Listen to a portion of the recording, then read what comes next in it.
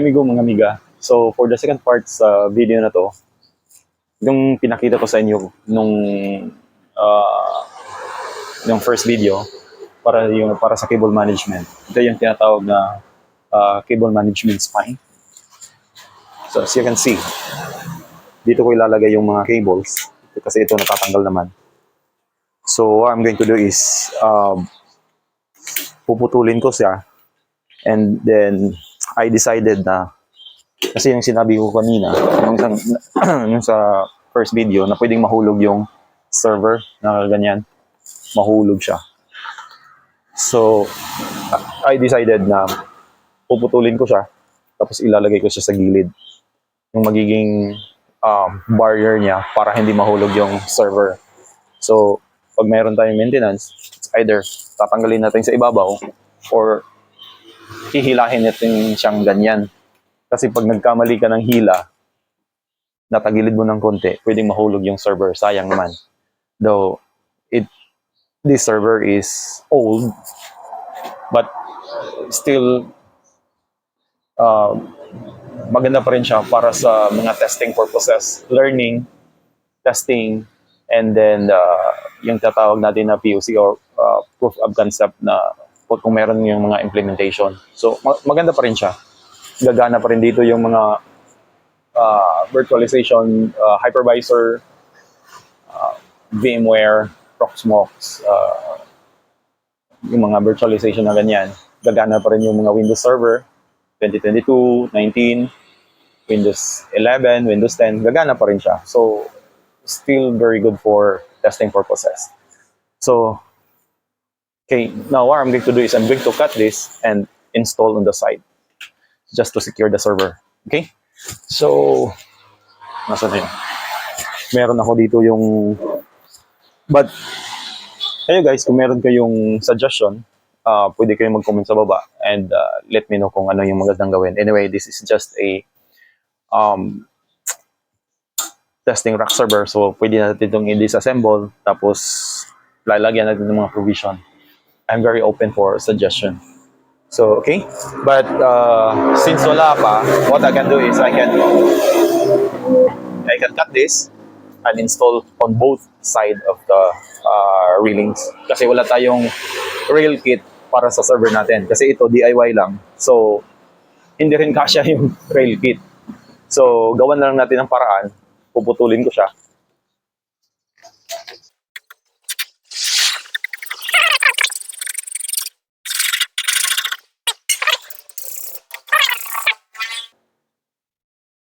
Pagkatapos. Okay. So, what are we going to do is we're going to insert. Oops. Ayan. Insert natin siya ng ganyan. Dahan-dahan lang kasi baka mahulog yung server natin. Sayang naman. Yan. Sa bilang gilid.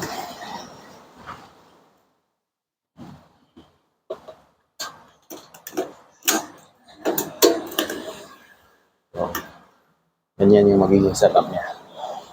So, andito siya sa gilid para hindi siya mahulog. Okay. Tabi muna natin. Okay.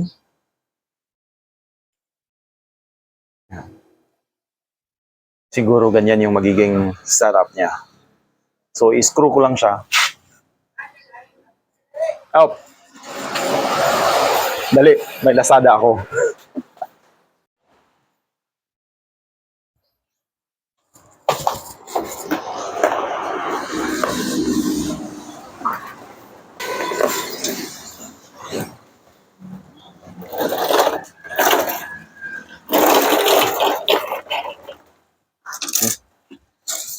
So, lagyan natin.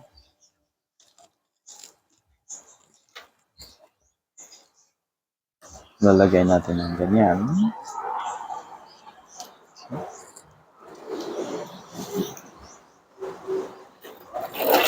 Hanggang dito sa likod.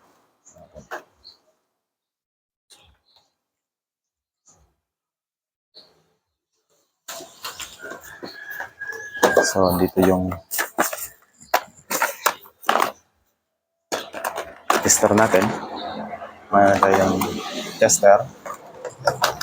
Yan. Para mas madali pag may ginagawa tayo dito sa ibabaw, yung mga gamit natin, dito yung server, and dito yung network equipment. So, meron tayong mga simulation later on. Andito na lahat. Andito yung power, para hindi tayo mahirapan kukuha ng mga power. Anyway, 10 amperes naman to. So, kayang-kaya to eh. Tapos, andito yung printer. Yung printer natin. So, ito yan. Printer. Okay, wala lang akong wire stripper. Pero again, Pinoy tayo, gawa natin ng paraan. Okay. Meron naman pala itong wire stripper.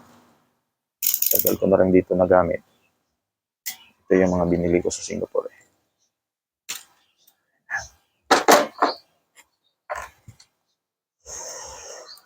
Okay. Lagyan natin. Okay, lagyan na lang natin ng para naman magandang tingnan. Yan.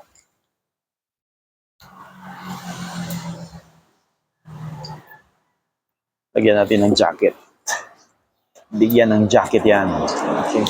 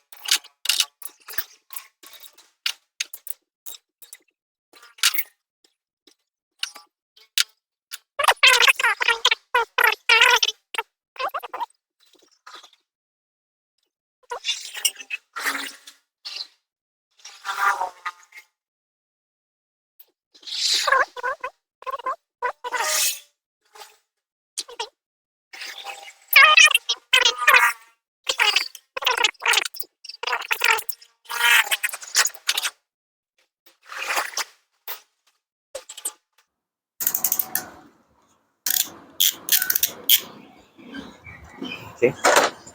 Magulong beses mo lang siyang sa yung tester natin. Tester natin na walang battery.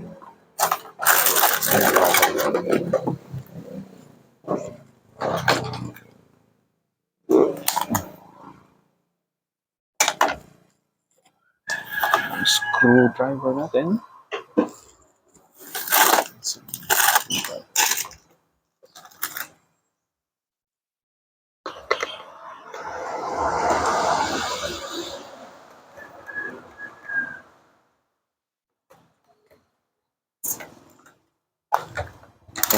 Ano naman?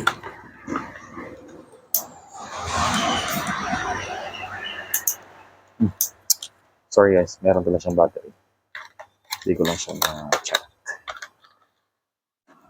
Meron siyang battery.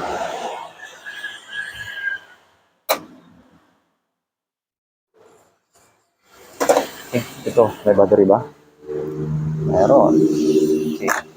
So, what we're going to do is, lagay natin dito sa an end. Ito naman sa kabila. Meron siya. Yan.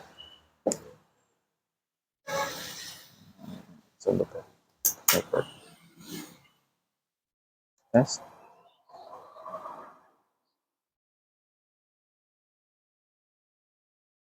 Okay.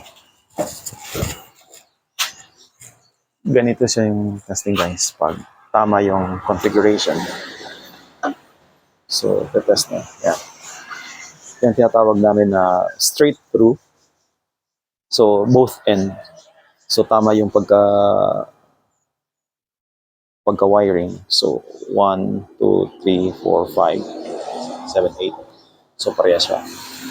Nagsisynchronize siya. So, ganyan yung pagka-cable. Okay? So,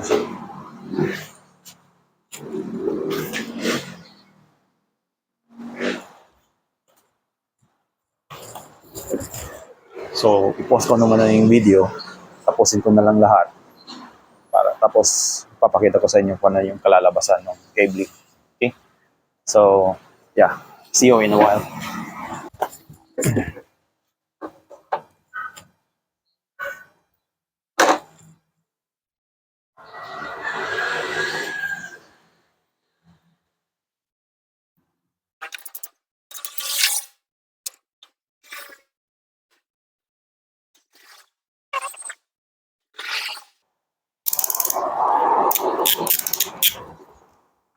This one would be for my firewall, which is one. And then I'm going to port one.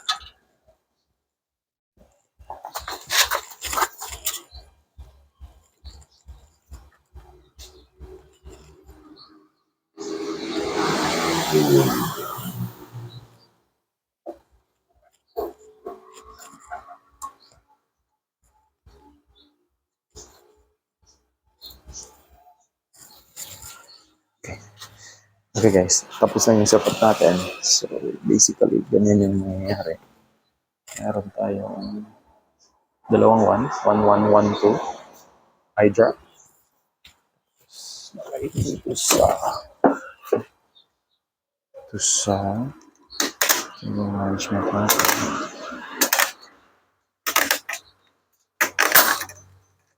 Yeah.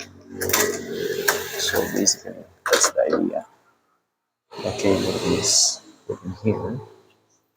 And dito sa baba. So ito yung iDrop. Tapos ito yung dalawang cable, network card sa server. And then nakalagay ito, nilagay ko sa port number 2 sa switch. Papunta naman dito sa 11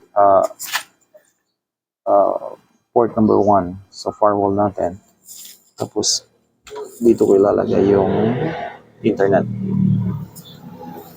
So for now, ito muna yung setup natin. So ganyan. Ganyan muna yung connection natin. Tapos the remaining configuration will be done by my son. Okay?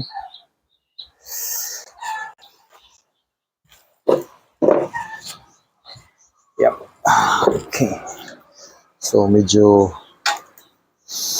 magulo.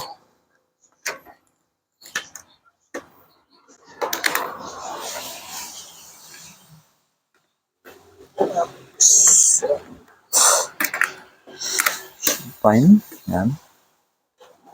Neat na siya. Tingnan. Di na rin nahulog yung delikado mahulog yung server. What I'm going to do is, okay, tago na natin. Ipit na natin ito.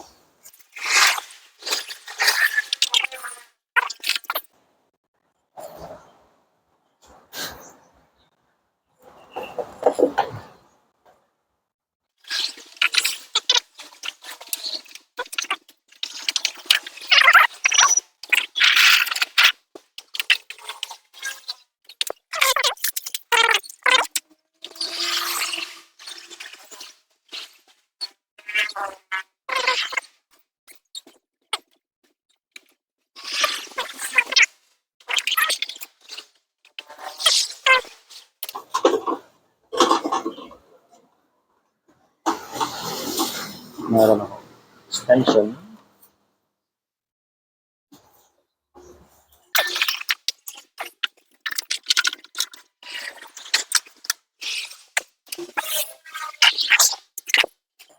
I don't know guys if kita ba.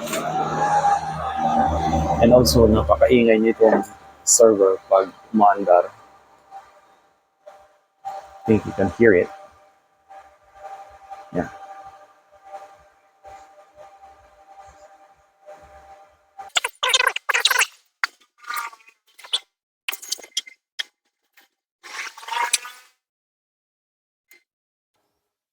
Okay guys, naset up ko na lahat basically. So, ganito na yung magiging setup natin. Kung meron na akong changes, I'm going to show it to you. But ito muna. So, the rest of the configuration, cabling, I'll wait for my son to finish the second semester, probably by second week or third week of May.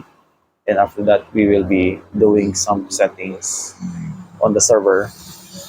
But for the meantime, I will be testing some hypervisor that I'm interested into. Um, Testing some, I will be doing some POCs kind of stuff, proof of concept, point-to-point configuration. So I'm ordering networking equipment. Once it arrives, I'm going to do the unboxing and show to you how it's being configured. So probably I will be teaching you guys the IP addressing for those newbies who wants to learn. So, yeah, ganun.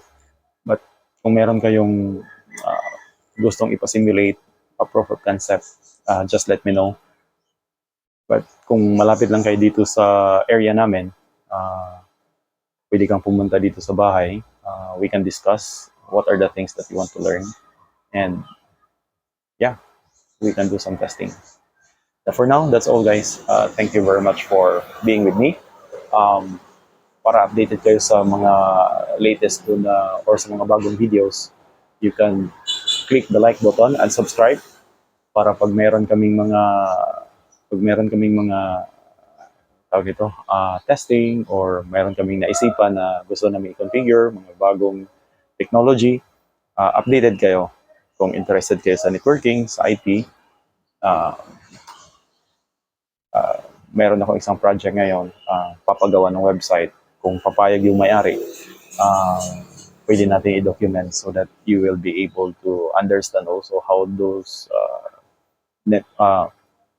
servers, DNS, SSL certificate will work. Paano natin i-configure yun, paano natin gawin. So, pwede rin yan. So, pag interested kayo, what you can do is, again, you can just subscribe, click the like button. Thank you. Bye-bye for now.